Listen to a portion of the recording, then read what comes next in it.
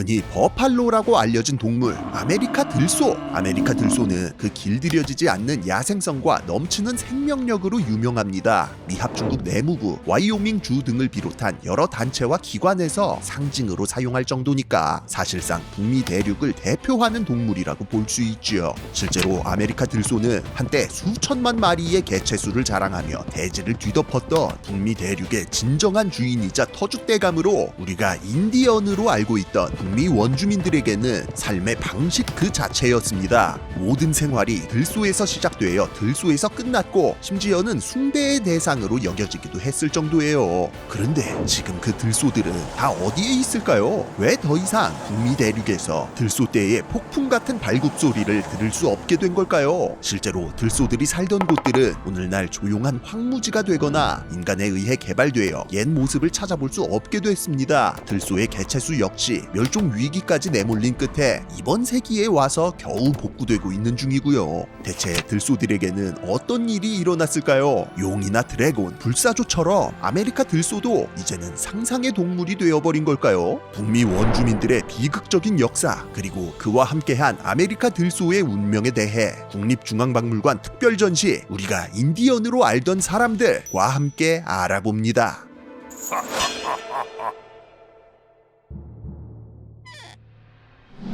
들소? 들깨도 개고 들고양이도 고양이니까 일단은 들소도 소의 일종인 것 같죠? 예로부터 소는 인류 문명과 매우 밀접한 동물로 각 문명의 문화적 특성, 환경적 특성에 따라 길들여지거나 또는 개량되어 각각의 용도에 따라 이용되어 왔습니다. 그런데 이 소가 다 같은 소가 아닌 게 사실 우리가 소라고 통칭하는 동물의 범주 안에는 황소부터 물소, 넓게 보면 염소나 양까지 굉장히 다양한 족속들이 속해 있습니다. 대다수가 속과에 속하는 것은 맞지만 속 단위로 내려가면서부터는 그 계통이 꽤나 다양해지죠. 그 중에서도 아메리카 들소는 들소 속에 속하는 녀석으로 그 인지도나 활용도 측면과는 상반되게도 인간과 오랜 기간 매우 밀접한 관계를 맺어왔음에도 가축으로서 길들여진 바가 없습니다. 그런 만큼 속과에 속하는 가축화된 여타 동물들에 비해 몸집부터가 거의 2배에 무게도 1톤 가까이 나가는 사실상 중형차 한 대급의 체급을 가지고 있고 얼굴부터 목, 어깨까지의 부분이 매우 크고 두꺼우며 뿔도 두껍게 직각으로 솟아있지요. 또한 혹독한 추위에서 생존할 수 있도록 해주는 두꺼운 가죽과 털 때문에 안 그래도 큰 몸집이 더 커 보이는 효과가 있습니다. 이래저래 어떻게 보아도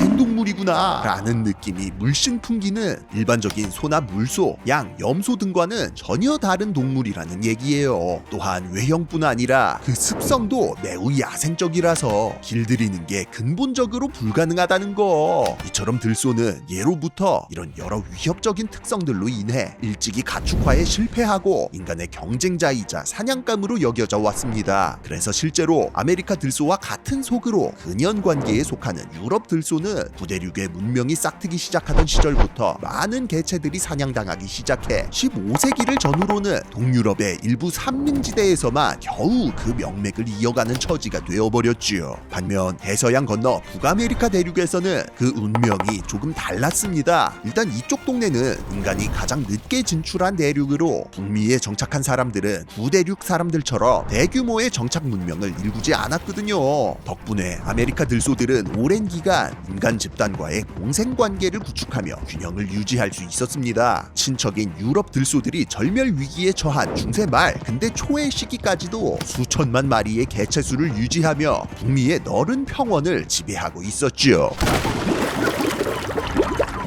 실제로 아메리카 들소는 북미 원주민들에게 있어 매우 중요한 동물이자 필수 자원이었습니다. 그 중에서도 특히나 들소와 밀접한 관계를 맺었던 건 다름 아닌 평원 원주민들이었는데요. 샤이엔족, 코만치족, 라코타족 등 여러 네임드 부족들이 속한 분파라서 우리가 흔히 생각하는 인디언의 스테레오타입 하면 생각나는 그런 사람들이었다고 할 수 있지요. 북미 원주민들이 다 거기서 거기고 비슷한 문화를 가지고 있을 거라고 착각하는 분들이 많은데 사실 이 넓은 북아메리카 대륙에서 원주민들이 모두 같은 문화를 가지고 있다는 게 말이 안 되거든요. 실제로 북미 각 지역의 원주민 부족들은 언어부터 식생활, 생존 방식까지 모든 것들이 천차만별로 달랐습니다. 그리고 그 중에서도 평원 원주민들은 주로 수렵 채집을 바탕으로 사회를 꾸려나갔던 사람들로 동부나 서부 해안지대, 남서부 지역의 원주민들과는 달리 농사를 짓거나 하지 않았기 때문에 문화적 측면, 생활적 측면에서 다른 어떤 원주민 집단들보다도 들소에 의존할 수밖에 없었던 거예요. 일단은 농업이 불가능하니 고기를 주식으로 먹어야죠. 그런데 북미 대륙에는 가축화할 만한 대형 포유류가 없잖아요. 그러니까 들소를 사냥해서 잡아먹습니다. 또 정착 생활을 하지 않으니 옷감이나 섬유를 만들기도 여의치 않거든요. 그러니 사냥한 들소의 가죽으로 옷도 만들고 그림 그리는 캔버스로도 써야 했고요. 결정적으로 북아메리카 대륙에는 철기는커녕 청동기도 없었잖아요.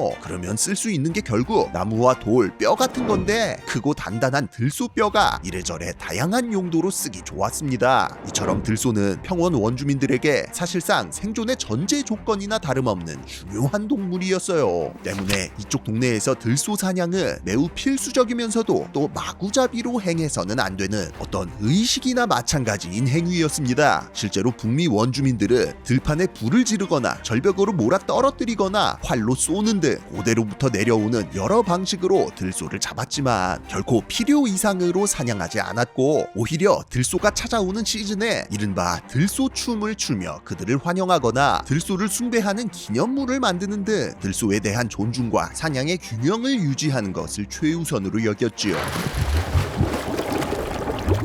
그렇게 북미 원주민과 아메리카 들소는 오랜 세월 서로 간의 균형을 유지하며 북아메리카 대륙의 너른 평원을 공유할 수 있었습니다만 16세기 말 북아메리카 동부 해안에 유럽인들이 본격적으로 출몰하면서 이 균형에 금이 가기 시작합니다. 유럽에서 온 도래인들과 아메리카 원주민들의 관계는 처음에 좋았습니다. 애초부터 정복과 약탈, 지배를 목적으로 남아메리카를 침략, 원주민들을 모조리 학살하거나 노예화했던 스페인 사람들과는 달리 이후 북아메리카 동부 해안에 출몰하기 시작한 영국인과 프랑스인, 네덜란드인들은 비버 모피나 대구 등을 얻기 위해 또는 종교적 박해를 피해 넘어온 사람들이 대부분이었던지라 원주민들과 적대하기보다는 협력을 구하고 생존하는 게 더 우선이었거든요. 북미 원주민들 역시 사냥에서 얻은 모피를 유럽인들이 가지고 온 무역품과 교환한다거나 정착민들에게 옥수수 재배 스킬을 전수해주는 등 이들을 크게 적대하지 않았었고요. 그러나 이미 이 시점 들소들에게는 영 좋지 않은 중대한 변화가 일어나고 있었습니다. 두텁고 따뜻한 아메리카 들소의 모피가 유럽인들에게 큰 인기를 끌었고 덕분에 원주민들도 모피 무역이 굉장한 이득을 가져다 준다는 사실을 알게 돼버린 거예요. 거기다 사람이라면 화장실 들어갈 때랑 나올 때가 다른 게 인지상정이죠. 17세기가 되어 어느 정도 머릿수가 늘고 정착지를 늘린 유럽 정착민들이 원주민들을 적대하기 시작하면서 북미 동부해안 전역에서 원주민들에 대한 이주민들의 공격이 빈번해졌습니다. 또한 식민 제국들 사이에 이권 다툼이 심해지면서 원주민 부족들끼리도 서로 편을 갈라 어떤 부족은 영국 편, 어떤 부족은 프랑스 편에 서서 싸우는 등 전쟁의 규모가 크고 잦아졌지요. 그 결과로 동부해안과 오대호 연안의 여러 원주민 부족들이 절멸에 가까운 피해를 입거나 중서부 지역으로 밀려났고 그곳에서 이제는 이주민들이 직접 총을 들고 들소 사냥에 나서기 시작했습니다. 그렇게 18세기 중반에 이르러서는 에팔레치아 산맥 동쪽에서 아메리카 들소를 찾아볼 수 없게 됐어요.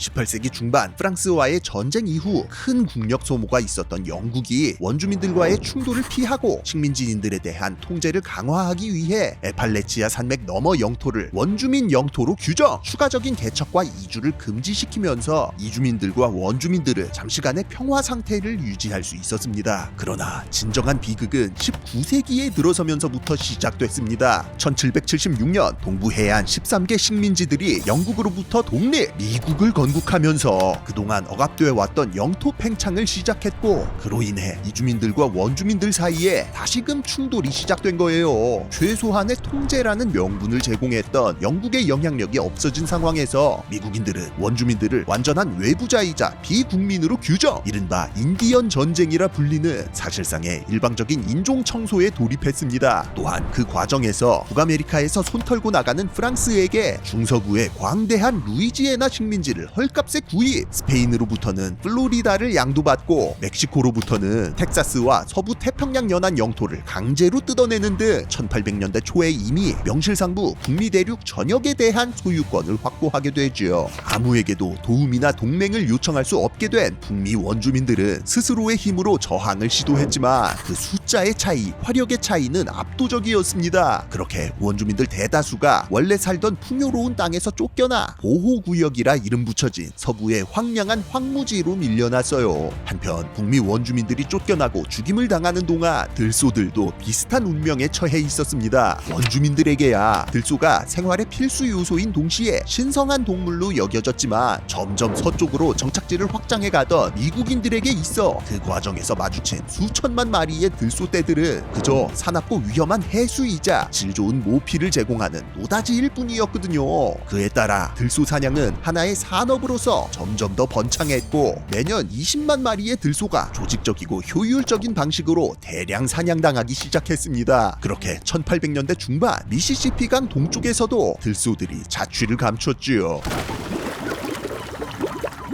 그러나 아메리카 들소들에게는 더한 비극이 기다리고 있었습니다. 18세기 후반 일어난 산업혁명과 화학혁명이 미국에까지 널리 퍼지면서 기계에 사용할 벨트의 재료, 즉 두껍고 질긴 모피와 밭에 뿌릴 비료, 즉 뼛가루가 대량으로 필요해졌고, 미국 서부에서 여전히 번성하고 있던 6천만 마리의 들소들은 여기에 필요한 모든 것들을 갖춘 자원이었거든요. 여기에 결정적으로 1850년대 서부 태평양 연안에서 금광이 발견되면서 대륙횡단철도의 부설이 중대 사안으로 떠오르기 시작하는데요. 이러한 천문학적인 대륙 스케일의 토목공사를 진행함에 있어 중서부의 광대한 대평원에 산재하고 있던 들소들은 성가신 장애물인 동시에 아주 가성비 좋은 식량이었습니다. 철도도 놓고 고기도 먹고 가죽도 얻고 뼛가루도 챙기고 일석사조죠. 가축화된 소들과는 달리 성장이 빠르지 않아 개체수 보존이 쉽지 않은 아메리카 들소였지만 미국의 미래를 위한 국가적 과업 앞에 그런 건 전혀 문제가 되지 않았습니다. 수십만의 노동자들이 철도 건설을 위해 몰려오고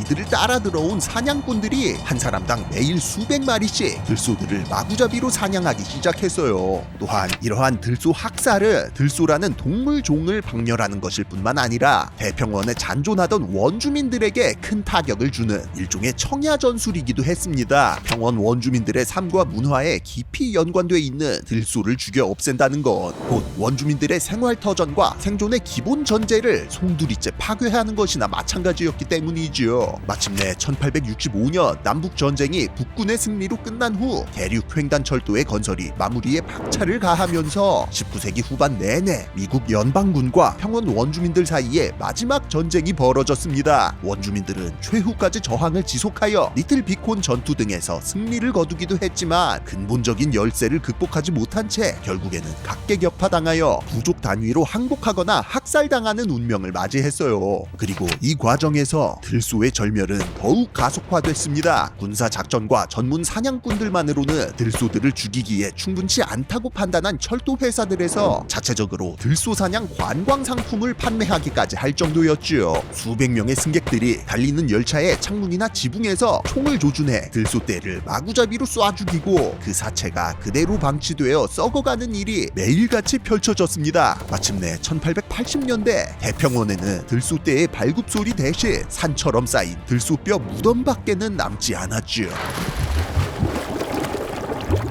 그렇게 19세기의 끝자락 들소들을 삶의 기반으로 삼았던 북미 원주민들 역시 황무지에 조성된 몇몇 보호구역에서 겨우 명맥을 이어가는 처지가 됐습니다. 20세기가 되어서야 뒤늦게 북미 대륙의 원래 주인으로 인정받고 미국의 일원으로도 인정받기 시작했지만 오늘날 이 시점까지도 교육과 인프라 등 여러 측면에서 미국의 다른 민족 집단들에 비하면 상당히 열악한 상황에 처해 있는 게 현실이에요. 많게는 2억에서 최소 수천만 마리를 헤아리던 들소들도 19세기 말 북미 대륙 전체에 겨우 300여 마리밖에 남지 않아서 사실상 절멸 위기까지 몰렸었습니다. 다만 들소들을 보호하려는 노력도 없었던 건 아니라서 원주민들과의 전쟁이 사실상 마무리 수순에 들어간 1872년 세계 최초의 국립공원인 옐로우스톤 공원이 설립되면서 멸종만은 면할 수 있게 됐고, 이후 야생동물 보호구역이 늘어난 뒤에는 천천히 개체수를 회복하여 오늘날에는 야생 들소를 포함하여 약 20여만 마리가 북미 대륙에서 살아가고 있어요. 이처럼 아메리카 들소는 미국의 근대사 북미 원주민들의 순환사 한가운데 있었던 산증인으로 관련된 수많은 유물과 기록물들이 남아있고, 이를 통해 우리는 많은 것들을 배울 수 있습니다. 그리고